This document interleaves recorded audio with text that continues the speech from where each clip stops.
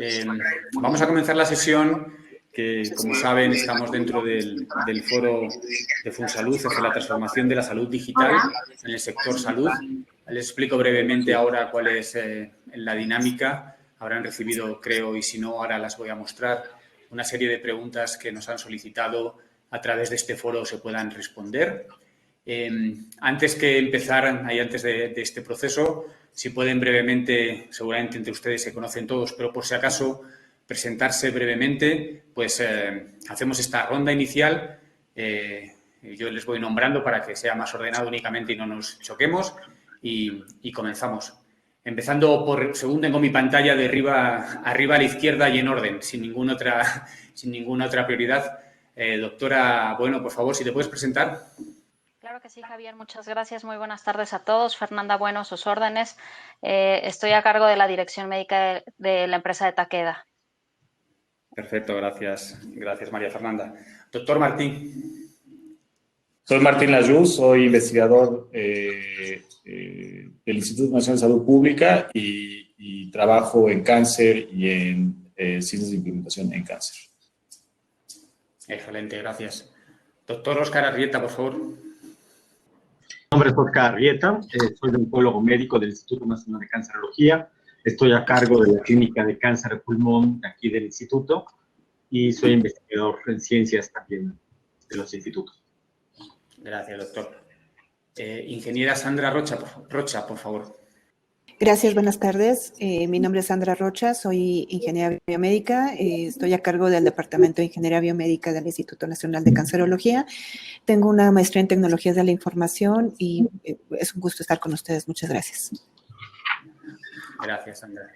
Y doctor Juan Carlos, por favor. Juan Carlos Solís Poblano, médico adscrito al Hospital de Especialidades del Instituto Mexicano del Seguro Social, aquí en la ciudad de Puebla. Estoy encargado de la clínica de patología mieloide y mieloma múltiple. Comenzamos, si les parece, con el bloque de prevención. El bloque de prevención lo ven en la parte de arriba. La pregunta que nos están haciendo a ustedes como expertos, simplemente voy a coordinar esta sesión, es que desde la realidad mexicana identificáramos qué elementos contendría una intervención efectiva que utiliza primordialmente la telesalud, repito, para favorecer los hábitos saludables y disminución de las conductas del riesgo desde la perspectiva, evidentemente, de la prevención del cáncer, aunque hay varios tipos y pueden ser, evidentemente, diferentes tipos de prevenciones y de riesgos, ¿no? Pero, en general, ¿creen ustedes que habría intervenciones y cuáles serían que favorecen a través de la telesalud los hábitos saludables y estas conductas de riesgo? Abro el bloque para que cualquiera pueda intervenir. Adelante, Óscar. Muchas gracias. Bueno, ¿qué mejor ejemplo en cuanto a la prevención del cáncer de aplicar la telemedicina, los factores de riesgo más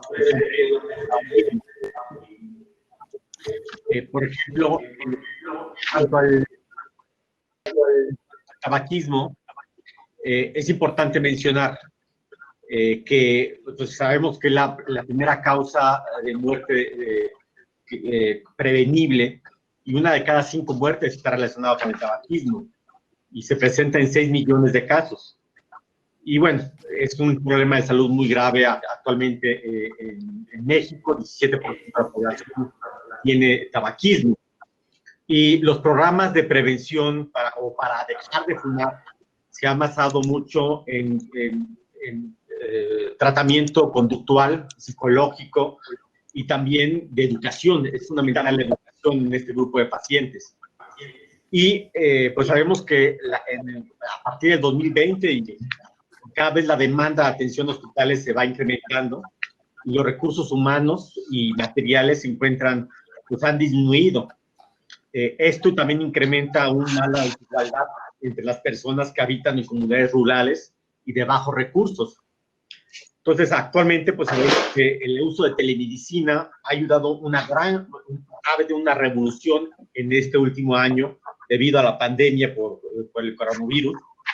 Y esto se ha aplicado en la atención oportuna, el seguimiento de casos sospechosos, pero también en el seguimiento y atención de enfermedades crónicas para tratar de disminuir el riesgo del coronavirus. Entonces, de tal manera que durante la pandemia estos programas de telemedicina pues, han hecho muchos, han tenido grandes ventajas en disminuir el contagio de trabajadores de la salud. Y bueno, pues la educación y la aplicación de estos sistemas a la prevención para el tabaquismo, por ejemplo, dejar de fumar, no necesariamente tiene que ser presencial. Y con esto podemos, con la telemedicina, es una herramienta enorme para poder ayudar a estos pacientes a dejar de fumar. De hecho, existen estudios que comparan la telemedicina con llamadas y con programas en línea comparado con presencial. Y los resultados son muy similares en cuanto al dejar de fumar, que corresponde una efectividad del 29% para aquellos que usan telemedicina versus 25% para que son presenciales.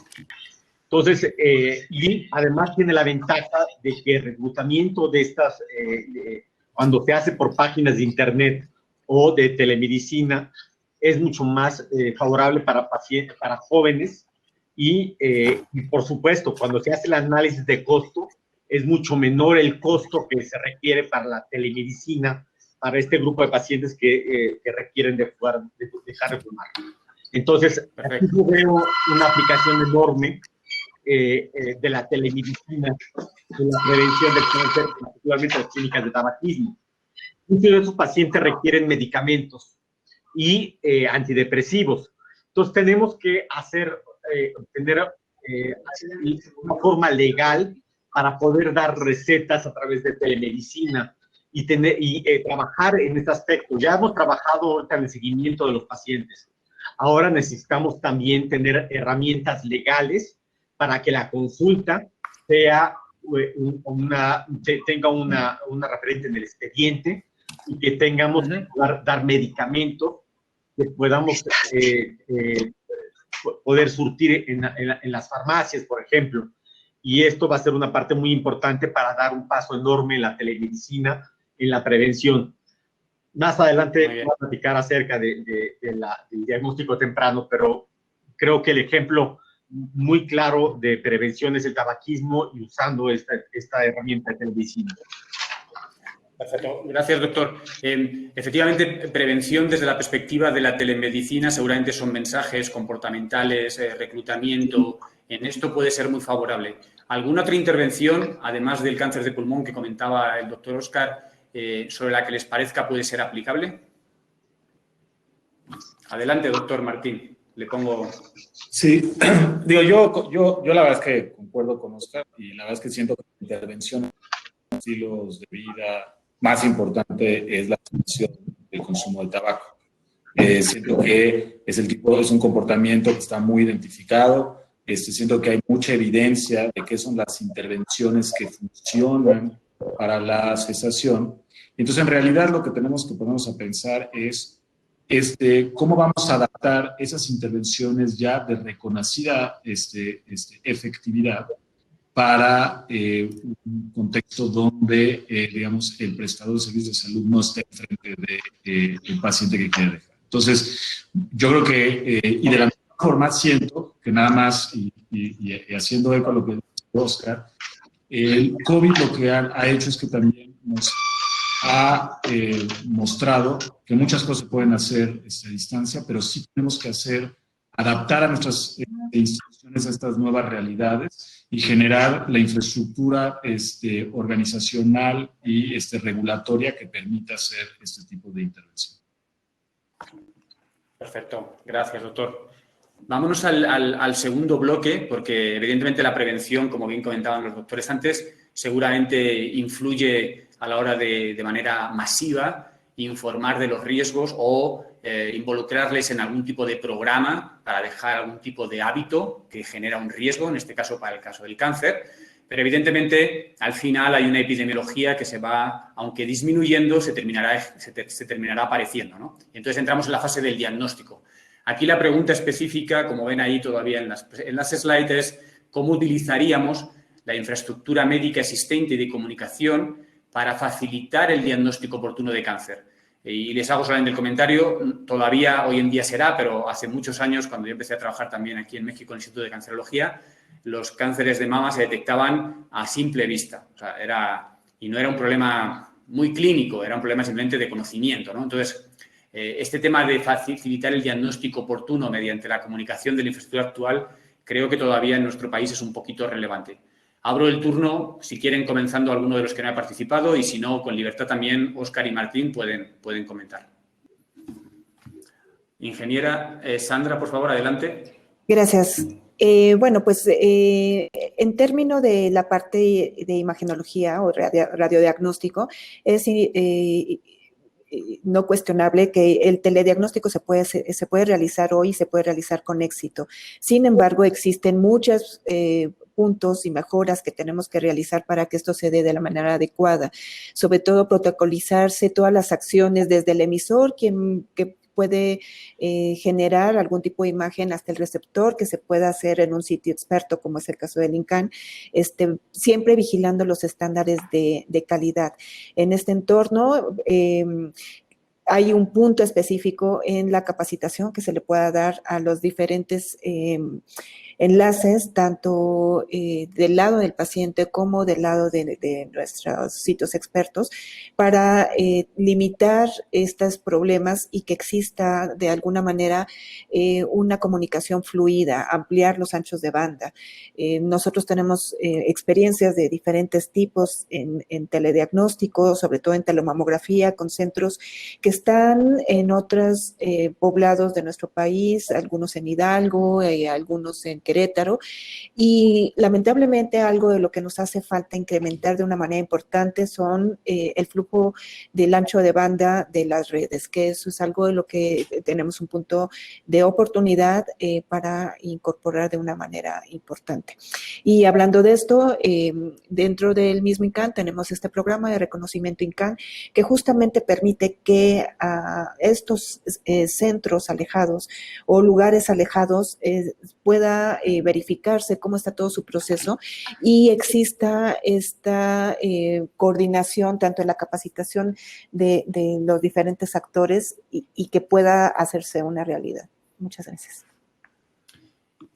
Muchas gracias, ingeniera. Efectivamente, en el caso de cáncer de mama hay mucho más historia y mucha más capacidad por el tema diagnóstico de los mastógrafos. Se digitalizaron y permite el envío y la interpretación en cualquier lugar. Aparte de la mastografía, sabiendo que no hay tampoco campañas de tamizaje con pruebas tan efectivas, ¿algún otro tumor donde ustedes vean el uso de la infraestructura actual de telesalud aplicable? Doctor Juan Carlos, le paso la palabra, que la ha solicitado. Sí. Perfecto. Yo que en el campo de las neoplasias hematológicas, nosotros dependemos mucho de la morfología, la histopatología. Entonces, para nosotros sí sería muy difícil hacer un diagnóstico mediante telemedicina, pero sí lo que podríamos hacer como hospital de referencia, recibimos pacientes del estado de Oaxaca. Entonces, habiendo hematólogos en el estado de Oaxaca, lo que sí podríamos hacer es consensar el caso, que ellos nos muestren una imagen de su aspirado de médula ósea o su reporte histopatológico y revisarlo para que detectemos si es necesario que acuda a un tercer nivel o un hospital de referencia o pueda mantenerse en su área. Eso es lo que podré yo aportar. Sí, seguramente, y le voy a pasar la palabra al doctor Óscar, a veces no todos los diagnósticos, evidentemente el final, el confirmatorio, seguramente la telemedicina no estamos seguros que lo pueda dar, pero a lo mejor la sospecha, a lo mejor los cribados, a lo mejor la reutilización de los recursos a la hora de derivar o referenciar pacientes solo cuando sea necesario, como comentas, doctor Juan Carlos, ya es una excelente aproximación. Adelante, Óscar, por favor. Algo ya lo había comentado, pero hay una brecha enorme en las zonas rurales en la atención médica. Entonces, una forma de acortar esta brecha es precisamente la telemedicina y el tener casos que hacer de discusión con grupos multidisciplinarios y presentar estos casos para una discusión y si es necesario, como dice el doctor Juan Carlos, una referencia, es extremadamente importante. Pues tener esta tecnología nos va a ayudar también a reducir costos. El discutir a los pacientes de manera multidisciplinaria puede hacer reducir los costos de estudios que son a veces innecesarios. Entonces, también es muy importante poder tener esta interacción con diferentes lugares, y qué mejor que la telemedicina. Y en el caso de cáncer de pulmón, estamos implementando un programa actualmente de tamizaje para cáncer de pulmón que sería único en Latinoamérica, solamente un antecedente en Brasil, en el cual la tomografía de baja dosis para cáncer de pulmón es mucho más efectiva que la misma mastografía, ¿no? Necesitamos hacer 320 tomografías en pacientes de alto riesgo para salvar la vida de un paciente, mientras para mastografía necesitamos hacer 1.500 para salvar la vida de una mujer con cáncer de mama. Entonces, es muy efectivo, y tener este diagnóstico a través de actualizaciones de imágenes y paneles multidisciplinarios para definir si un paciente se biopsia o no se biopsia, y hacer un seguimiento del paciente, pues es extremadamente importante. Y nuevamente insistir en también que la telemedicina nos va a permitir una disminución en el ahorro, en la economía, en el sistema de consultas, en este grupo de consultas que pueden ser múltiples, y tener consultas múltiples por telemedicina es fundamental. Perfecto. Entiendo también, doctor Óscar, y le paso la palabra al doctor Martín, que también en los temas de tiempo, ¿no? Ser más ágiles en la sospecha, el diagnóstico, en la confirmación, la telemedicina también lo podrá aportar. Por supuesto, ese es un punto clave. De hecho, nada más comentar un minuto, tenemos solamente 0.6% de pacientes de etapas tempranas de cáncer de pulmón. Exacto. En Japón es 40%. Y uno de los principales problemas que he detectado es el sistema de referencia. Un paciente que lo ve un médico de primer contacto, son 6 meses de que llega con nosotros a recibir tratamiento. Eso hace que un paciente tenga una enfermedad avanzada. Entonces, la telemedicina también podrá ayudarnos, y queremos estar también un llamado a través de Funsalud, un código cáncer, para tener 3 semanas para un diagnóstico temprano del paciente que tenga sospecha de cáncer. Perfecto. Le paso la palabra al doctor Martín y después viene la doctora Bueno. Adelante. Bueno, yo creo que en términos de tamizaje, recordemos que hay 2 estrategias que reducen tanto la incidencia y la mortalidad, que es el tamizaje para cáncer cervicuterino y cáncer colorectal, donde yo creo que hay grandes oportunidades. Ahora, siempre cuando estamos pensando en tamizaje, lo que es muy importante es pensar en el escalamiento. Entonces, el problema es que estamos hablando de millones de personas. Entonces, suena muy bien lo de telemedicina, pero estamos hablando de millones de personas y millones de procesos de tamizaje anuales. Entonces, creo que hay que ponerlo también en un contexto y hay que pensar muy bien cuáles son esas estrategias, porque tienen que ser estrategias que de inicio, de entrada, tienen que estar pensadas como estrategias escalables, porque si no, pues seguimos un poquito en términos de tamizaje, pues seguimos afectando a un grupo menor, y no está claro que esos esfuerzos puntuales tengan realmente un efecto, sobre todo que requiere un cierto inversión pues de tiempo y de personal. Entonces, como que creo que el tema para mí más importante para tamizaje es que cualquier estrategia que pensemos tiene que ser diseñada con escalabilidad inmersa. Si no realmente creo que lleguemos muy bien. Sí, antes de pasar la palabra a María Fernanda, efectivamente la digitalización o la telesalud tendría que ayudar para que, si bien la toma, la mastografía, la prueba siempre será física, el proceso que viene detrás en la referencia, interpretación, aceleración, no se vea limitado por los recursos, sino que la telesalud lo potencie. Si no es masivo, evidentemente ni siquiera se podría considerar tamizaje, ¿no? Porque ya perdería sus funciones, ¿no? De identificación de población sin factores de riesgo o sin similitud. Totalmente de acuerdo. Adelante, María Fernanda, por favor. Gracias, Javier. Solamente era sumando un poco lo que comentaba el doctor Arrieta, ¿no? En el sentido de justamente también cómo se contribuye con la telemedicina a disminuir los costos, ¿no? Muchas veces sabemos, por ejemplo, que pacientes con cáncer de pulmón, una afectación principal es la ósea, ¿no? Y la movilidad en estos pacientes está muy pues lamentablemente está afectada también. Trasladarlos muchas veces, sabemos que se intenta que el paciente que viene de pues, zonas rurales, lejanas y apartadas, en un día se le realicen todas las pruebas y a veces es complicado tenerlos ahí esperando por el resultado. Entonces aquí la telemedicina puede también aportar y ayudar en el sentido de que en clínicas más cercanas y de referencia, a través de un contacto cercano con el Instituto Nacional de Salud, se pueda mejorar la atención de estos pacientes y sin tenerlos que movilizar tanto, disminuyendo también así los costos que esto tiene, no solo para la institución, ¿no? La ambulancia, etcétera, sino también en términos de la calidad del paciente, ¿no? De esta movilidad que esto le representa. Sí, seguro. Y no descarten tampoco pensar la telesalud no como la asistencia directa, sino como la plataforma. Es decir, lo estamos viendo ahora con COVID, donde de repente todo el mundo nos podemos comunicar por videoconferencias como hoy con cualquier parte del mundo. Es mucho más fácil encontrar agendas, es mucho más fácil la comunicación directa y simplemente nos lo hemos eliminado por un tema tecnológico, pero no se ha quitado la esencia, ¿no? Un poco también en esto, cómo verlo en salud, incrementar el número de contactos.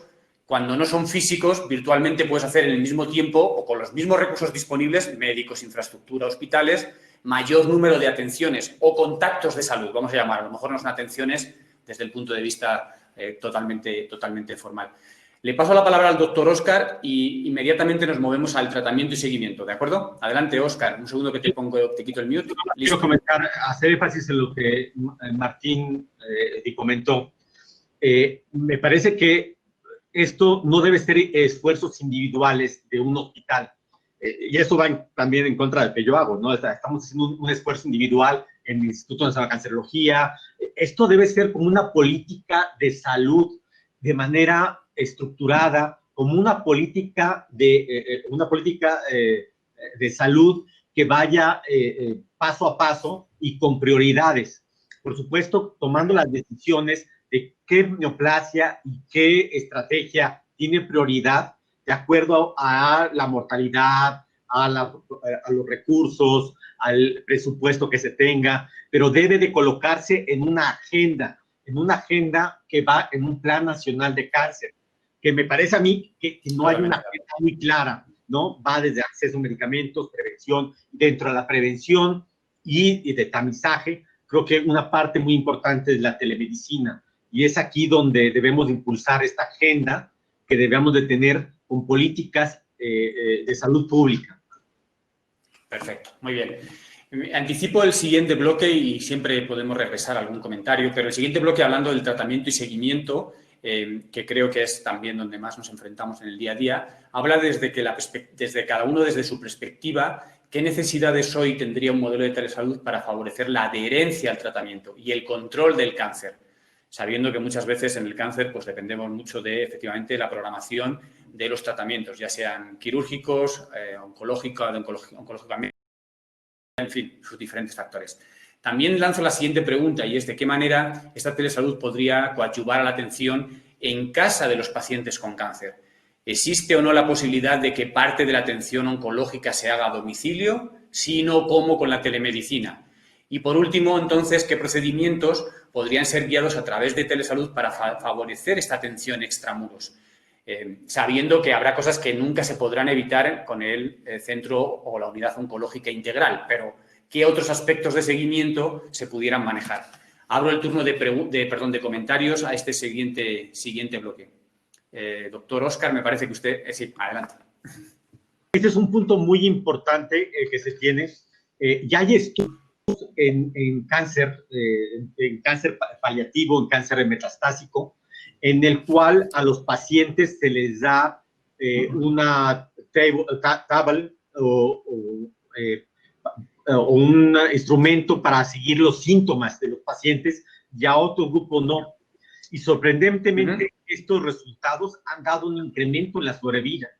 Es decir, un apego en los síntomas, el comunicarse con la enfermera, porque ni siquiera es la enfermera para dar un efecto adverso, o un síntoma que se puede afectar, una tromboembolia pulmonar, por ejemplo, y que se pueda rápidamente atender, ha dado un cambio en estudios aleatorizados de una mejoría en la expectativa de sobrevida.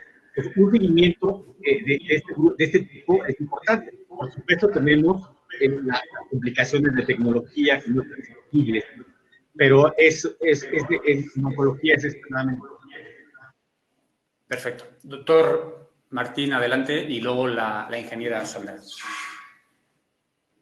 Creo que sí, que habla Oscar nos hace ver cómo creo que es importante invertir en hacer estudios de implementación, hacer estudios piloto. O sea, digo, como que lo que nos sucede muchas veces es que alguien dicta en la Secretaría de Salud que hay que hacer algo.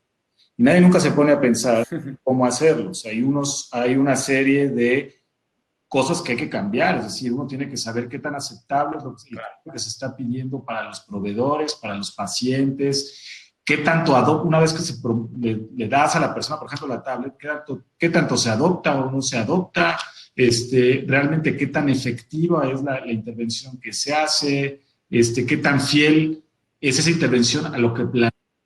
Es decir, y esto lo digo utilizando, digamos, un lenguaje que viene de ciencias de implementación. O sea, creo que hay que subrayar que para mucho de estas cosas hay que acercarse a este tipo de problemas de manera estructurada y con un marco teórico para entender cómo definir esas intervenciones, cómo encontrar, cómo adaptarlas al contexto, cómo tener, digamos, modelos y tener estrategias de implementación y después cómo evaluar, digamos, qué tan efectivo fue esto para llegar, digamos, al objetivo deseado. Entonces, yo más que una política de salud, yo plantearía la necesidad de fortalecernos en este país en ciencias de implementación para entender cómo hacer, digamos, programas basados en evidencia y basados en marcos teóricos conocidos. Perfecto. Mientras y le paso a la doctora Sandra y después a la doctora María Fernanda, recuerden que la tecnología en sectores que no son salud han cambiado incluso el modelo de hacer los negocios. A veces en salud somos bastante más complicados para aceptar cambios que han transformado cosas como el transporte con Uber o la mensajería con Amazon o la música con Spotify, en fin. Y todo eso, su nicho, su semilla fue tecnológico. No fue que alguien quiso cambiar el modelo de negocio. Cuando digo modelo de negocio me refiero a la parte productiva, no diciendo que la salud sea un modelo de negocio. Entonces, les dejo eso también para su reflexión de por qué no atrevernos a meter alguna semilla donde la tecnología, dado que da ciertas oportunidades, pues a lo mejor hay que reinventar alguna parte del proceso. Adelante, ingeniera Sandra, por favor. Le pongo en voz. Gracias. Bueno, en efecto, como bien dice ya el doctor Arrieta y el doctor Martín, son muchos los puntos que podemos abordar. En cuestión de soluciones tecnológicas hay muchas. Imagínense a lo mejor una plataforma Uber, como ya comentaba, que sea, no sé, un Uber Oncology y que a lo mejor hay pacientes que requieran alguna atención y de una plataforma de personas que puedan, de médicos, de enfermeras que puedan estar disponibles, no necesariamente en su lugar de trabajo, y que puedan atender alguna consulta que pueda ayudar a estos pacientes a evitar su traslado, a tener una atención a lo mejor mucho más rápida, ¿no? En cuestiones de soluciones tecnológicas se pueden hacer muchas, inclusive que el mismo paciente a través de su celular, nosotros tenemos expedientes clínicos electrónicos en las cuales nosotros damos los datos de nuestros pacientes, pero ellos bidireccionalmente no pueden escribir lo que le pasa. En cambio, pues, sí pudiéramos decirle, toma la temperatura, si tienes, ¿cómo puedes tomar el pulso? Indícanos cómo está tu pulso. Si tienes un sensor de saturación, bueno, danos esos datos y que pudieran ayudar de alguna manera a esta intervención. Por supuesto, hay que hacerlo con toda la metodología necesaria, como ya les comenté. Nosotros sufrimos mucho con la parte de telemamografía porque hay muchos gaps que hay que estar brincando y se requiere hacer una muy buena planeación. La parte de la evaluación tecnológica en telemedicina, que son libros y libros que existen en la Secretaría de Salud, se tienen que formalizar, se tienen que estudiar de una manera muy importante para verificar la viabilidad y a lo mejor hacerlo con módulos de que puedan ir creciendo. Y muy importante aquí considerar la Ley de Protección de Datos Personales, que cuando hablamos de telesalud a veces olvidamos pues que sí, tenemos una paciente que está del otro lado y que, no sé, a lo mejor para enseñanza, para cualquier otra cosa, se puede tomar una imagen, se puede tomar cualquier tipo de dato y podemos infringir esa normatividad. Entonces, bueno, hay muchos aspectos legales de procesos y de planeación que se tienen que llevar a cabo, pero como ingeniera, pues a mí me impacta, me emociona y creo que soluciones tecnológicas, pues hay muchas. Sí, perfecto. Le voy a pasar la palabra a la doctora María Fernanda, pero sí, recuerden que la Ley de Protección de Datos también yo creo que en algún momento determinado se tendrá que revisar, porque si permite económicas, si permite hacer cualquier tipo de movimiento con información tan o más crítica que la salud, pues aunque tenga que estar protegida, también con sus autorizaciones correspondientes, si es por un buen fin, tiene que darse la posibilidad. Me comentaban les cuento un caso de 30 segundos, caso de diabetes, lo que comentaba usted, ingeniera Sandra, pacientes con diabetes tienen una aplicación que entre ellos, si alguien se queda sin insulina, automáticamente detecta al paciente más cercano con extra de dosis que se mueve y se desplaza a entregar la insulina a persona que no conoce, pero como está en la comunidad se lo entrega. Es un alivio para el sistema de salud, se repone porque al final son unos gramos, no es nada, y evidentemente evita un tema de una hiperglucemia que se pueda generar. Son ejemplos donde la tecnología resuelve temas asistenciales. Estaba comentando el doctor Juan Carlos por el chat que él a veces obliga o necesita que los pacientes, por cómo está organizado el sistema, se desplacen 18 horas para una consulta de 10 minutos. No tiene aparentemente ningún sentido hoy cuando estamos ahora conectados desde cualquier lugar haciendo este tipo de mensajes. María Fernanda, te paso la palabra antes del último bloque. Gracias, Javier. Nada más sumando un poco, ¿no? Me parece que, como ya se comentó, sí tenemos pues una corresponsabilidad en términos de brindar lo mejor al paciente, ¿no? Y nosotros en la parte farmacéutica en Takeda buscamos, como en la parte de innovación y desarrollo, buscamos siempre priorizar, por ejemplo, una terapia oral, ¿no? Versus en innovación y en desarrollo de terapias orales que probablemente faciliten la incorporación de telemedicina en el seguimiento de los pacientes, ¿no?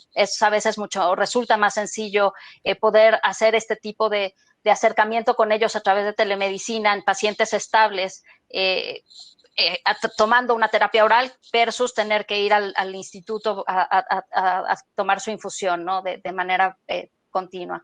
Y por otro lado, también es ver cómo podemos incorporar estas nuevas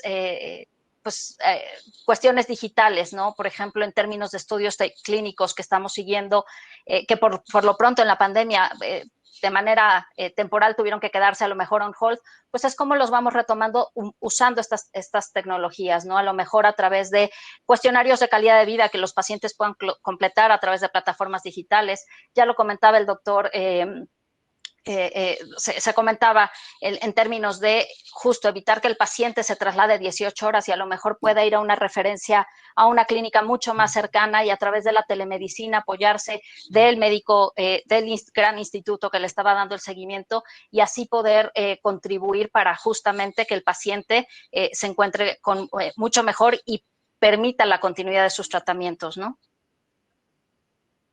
Sí, seguro. Y recuerden que la telemedicina, ahora le doy la palabra al doctor Martín, se implanta también por fases. No se pretende que todo el mundo con un celular ahora sea capaz y sea un supermédico. Pues no. También se ha hecho en otros sectores en fases. Primero acércate a un centro de salud y la telemedicina se establece entre puntos controlados, donde simplemente evito el desplazamiento final, ¿no? Al especialista. Comités de tumores virtuales hay en muchos países pues donde hay una distribución geográfica compleja, ¿no? Y la especialidad siempre tiene que estar en los centros donde se ven más casos, como los institutos que ustedes representan. También pensemos en una graduabilidad, como comentaba antes el doctor Martín. Le paso la palabra al doctor Martín, introduzco el último bloque y ya hasta el final, los 5 o 10 minutos que nos quedan, los hacemos seguidos. Adelante, doctor Martín. Sí, yo nada más quería llamar la atención a algo. Es decir, muchas veces cuando tenemos una herramienta que sabemos poderosa, digo, yo lo hago cuando estamos haciendo análisis epidemiológicos. Si yo tengo un método nuevo, entonces voy a buscar dónde aplicarlo. Yo siento que a veces al revés. Es decir, ¿cuál es el problema? y cómo puede ayudar la herramienta. Hay unos problemas que no me ayudan mucho. Entonces, una de las cosas que creo que es importante identificar es dónde están realmente nuestras brechas. Y las brechas, como se ha identificado muy claramente, es una falta de conexión entre el primer nivel y el tercer nivel. Entonces, al final, si nosotros pues, podemos tratar de ver dónde metemos la herramienta, pero si no definimos bien dónde están nuestros problemas, yo creo que, pues, digamos, quizás estamos yendo, digamos, el approach un poco raro, porque es decir, tengo la herramienta, a ver dónde la puedo usar. Creo que debe ser al revés. Absolutamente de acuerdo. La tecnología nunca va a resolver un proceso que no es bueno. La tecnología es una excusa y una utilidad, una herramienta para renovar un proceso, pero como usted dice, no para digitalizarlo. Eso sería escanear, ¿no? Simplemente, siguiendo el símil. Voy a pasar la palabra a la ingeniera Sandra. Les voy a mencionar estas preguntas. Creo que no son tan relevantes porque muchas las hemos incorporado ya, porque hablan de la telesalud en la capacitación de los cuidadores o en la consejería a los pacientes o en el marco de las actividades que el personal realiza con el cáncer. Creo que en esta fase, en este bloque de seguimiento, hemos ya tocado muchos de estos temas, pero las planteo por si alguno se quiere enfocar hacia estas preguntas y le paso la palabra a la ingeniera Sandra. Gracias. En términos un poco de lo que decía el doctor Martín, a mí me parece importante considerar que en el término de telemedicina, el receptor o el otro lado de nuestra comunicación debe ser capacitado de una manera muy apropiada, porque a final de cuentas los que van a prescribir un diagnóstico, van a prescribir un tratamiento o van a dar un diagnóstico, son ustedes los médicos. Entonces, tienen que tener confiabilidad en los datos que esa persona les va a entregar para que puedan dar un buen tratamiento. A final de cuentas, son ustedes quienes están haciendo esta interpretación o estableciendo un diagnóstico o prescribiendo esto, y tienen que tener la mayor seguridad y confiabilidad en la información que están recibiendo. Gracias. Sí, le voy a pasar la palabra a Óscar. Recuerden que toda la legislación que existe sobre la telemedicina no es por un tema tecnológico, es por un tema de responsabilidades. Y por eso no se puede hacer prescripción electrónica, porque ¿qué pasa si nos equivocamos, si hay una duda, quién es el responsable? Y lo mismo en esto. ¿Qué pasa si yo voy a cambiar una adherencia a un tratamiento o hacer una recomendación? Solo en telemedicina el paciente me dio la información la que él creía que era correcta, pero no la interpretó bien, y esto me puede generar, sobre todo en países como Estados Unidos, cualquier tipo de demanda, ¿no? Entonces, toda la ley que va asociada a la telemedicina se tiene que desarrollar a la vez que se crea esta confianza que comentaba la ingeniera Sandra. Adelante, doctor Óscar. Yo quiero comentar acerca del cuidador. Es una de las preguntas que existen aquí. El cuidador es alguien que muchas veces está obligado a acompañar a todos lados al paciente enfermo con cáncer. Muchos pacientes con cáncer no son capaces de venir al hospital. Entonces, es una pérdida económica, no solamente del paciente, que puede tener una edad productiva, sino también del cuidador. Y esto conlleva también falta de trabajo y otras actividades. Y muchas veces, bueno, desgraciadamente, muchos pacientes con cáncer van a terminar en cuidados paliativos. Y venir a la consulta por medicamentos de dolor resulta a veces bastante difícil poder trasladar a un paciente. Entonces, recibir una educación, recibir una indicación por teléfono y además quitar la angustia de un paciente que se encuentra en malas condiciones y que puede fallecer, el que estar en comunicación con alguien de cuidados paliativos es extremadamente importante, y esto también aquí en el instituto ha sido pionero en cuidados paliativos, en llamadas. Pero, insisto, hacer un sistema de telecomunicación, de telemedicina más sofisticado, una imagen, tener una mayor información del paciente, tal vez con comunicación con la enfermera, el cuidador, la educación, va a reducir los costos y también va a aumentar la calidad de vida del paciente. Perfecto. Pues miren, estamos en tiempo justo exacto, son las 3:15. Lo que les propongo es lo siguiente: abramos una última ronda, más o menos démonos un minuto cada uno para terminar nuestras conclusiones y con esto cerrar con un retraso máximo de 5 minutos, empezando por el doctor Juan Carlos, que ha solicitado la palabra, y les invito a todos a que preparen su conclusión o lo que parezca más relevante. Va el doctor Juan Carlos, va el doctor Martín, va la doctora María Fernanda, después viene la ingeniera Sandra y terminamos contigo, Óscar. Adelante, Juan Carlos. Yo creo que estos aspectos, sí, yo creo que estos aspectos son importantes tocarlos y coincido mucho con Martín. ¿A dónde vamos a meter toda esta tecnología? Podemos tener telemedicina tal vez en cada cuadra, pero ¿sabremos utilizarla o sabremos sacarle el provecho máximo? Aquí, otro de mis preguntas es, ¿hay telemedicina, hay teleconsejería, hay telesalud? Entonces, yo creo que tendremos que ubicar bien estas definiciones, sobre todo en nuestra área, en área hematológica, sí tendríamos que utilizar más que nada la teleconsejería. ¿Qué quiere decir? Aquel médico que tiene una duda, para empezar, saber a dónde lo va a dirigir. ¿Lo va a dirigir a hematología o lo va a dirigir a oncología? Porque probablemente a lo mejor hasta el paciente sea de reumatología. Entonces, eso podría abaratar costos de que el paciente no tenga que ir 2 o 3 veces a un hospital de tercer nivel cuando está mal citado. Eso es en cuanto al diagnóstico.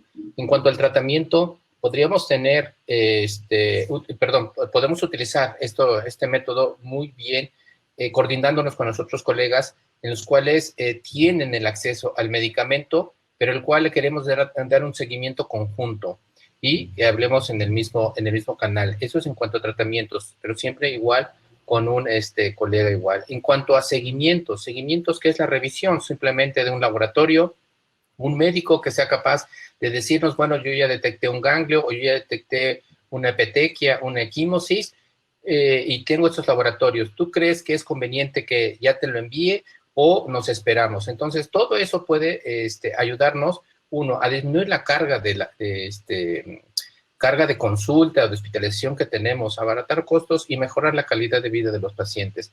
Entonces, ojalá y esto siga adelante y pueda ser un futuro no muy lejano. Gracias. Muchas gracias, doctor. Doctor Martín, por favor. Sí, yo nada más quiero apelar un poquito a no cometer errores, o bueno, que hemos hecho en el pasado. Generalmente, muchas de nuestras intervenciones en salud, e inclusive la forma en la que construimos nuestros hospitales, están centradas en las necesidades de los prestadores. Yo creo que tenemos que pensar que hay un actor muy importante en todo el diseño de este tipo de intervenciones, que es el paciente. Yo creo que sí tenemos que cambiar nuestra óptica y tiene que ser, cualquiera de estas intervenciones que piensen, tienen que ser centradas en la experiencia del paciente, que al final es el número mayor y es quien, digamos, es porque están haciendo las cosas. El problema, creo, es que muchas veces es un actor que es el último que se considera. Como ejemplo, evidentemente para muchos médicos pues, que tienen que hacer algún tipo de consejería, reducen muchos tiempos perdidos, digamos, en poder hacer esa consejería de pronto de manera a distancia por un teléfono, por algún dispositivo. Muchas veces para los pacientes eso se vuelve muy difícil. Entonces también quiero apelar a que pensemos también en la importancia de la experiencia del paciente. Perfecto, muchas gracias, doctor. Efectivamente, muchos de los ejemplos que hemos visto en otros sectores ha sido porque la población, en este caso era un consumidor, con su experiencia eso quiso y al final el sector cambió porque la experiencia del paciente es lo que hizo el cambio radical en estos modelos. Si no recuerdo mal, ya discúlpenme porque creo que me he perdido, creo que era María Fernanda o Sandra, no estoy seguro cuál era el orden. Voy con María Fernanda porque la tengo más cerca aquí en el clic y luego voy con la ingeniera. Gracias, Javier. Bueno, nada más nosotros como Takeda comentar que estamos en la mejor disposición de sumarnos y de trabajar en colaboración con las distintas instancias, llámese gubernamentales, instituciones, para co-crear soluciones innovadoras para justamente poner al paciente en el centro y que mejoren al final del día la atención que nuestros pacientes están recibiendo, ¿no? Con eso les agradezco. Muchas gracias, María Fernanda. Ingeniera Sandra, adelante. Gracias. Bueno, pues solamente decirles que la tecnología nos puede ayudar en mucho, ¿no? Yo como ingeniera pues abogo a eso. Hay una gran cantidad de oportunidades que tenemos de conocimiento, de obtener aprendizaje, de tener una mayor comunicación con nuestros pacientes, que es nuestro fin último, y es una herramienta que es muy valiosa para todos estos procesos. Por supuesto, tiene que haber una evaluación muy crítica y específica de cómo llevarlo a cabo, procedimientos, procesos y normatividad adecuada, pero creo que nos permite tener unas grandes ventajas que ahora, bueno, estamos viéndolo específicamente en educación, ¿no? Que tanto había sido estigmatizada y ahora, pues prácticamente todos los niños estudian en esta vía. Muchas gracias. Gracias por la invitación.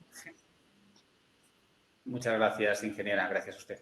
Y terminamos esta ronda antes del cierre con el doctor Oscar. Bueno, comentar que esta crisis de salud debido a la pandemia nos ha obligado a emerger otro tipo de tecnología que ya existía, pero ahora tenemos un incremento muy significativo de la utilización y que tenemos la oportunidad de poderlo aplicar a la salud. Primeramente con educación al paciente, educación a los médicos, educación al cuidador. Esto aplicado a investigación, ya sea también a través de encuestas con pacientes, a través de monitoreo clínico, que ya no se tengan que venir a los hospitales, a la producción de expedientes, y sobre todo también al monitoreo y seguimiento de los pacientes y las interacciones con otros médicos para tomar decisiones multidisciplinarias. Tenemos el mayor reto, me parece a mí, de falta de regulación y declaración específica que nos ayude a poder dar tratamientos, dar confusiones, y también el reto de esta falta de tecnologías, tanto médicos como del mismo paciente. Perfecto. Pues les agradezco mucho en nombre de Funsalud su participación. Creo que ha sido dinámico y activo, y solamente mencionarles que con la información aquí recopilada, mañana habrá una sesión en que los coordinadores presentaremos los comentarios que ustedes han hecho. Por lo tanto, pretenderemos que se incorpore al resto del foro y se le dé el eco suficiente. Les agradezco mucho su participación y buena tarde para todos. Gracias, muy buena tarde a todos. Muchas gracias. Gracias, hasta luego. Gracias, buenas Gracias, tardes. un abrazo. Gracias. Hasta luego, chao, chao.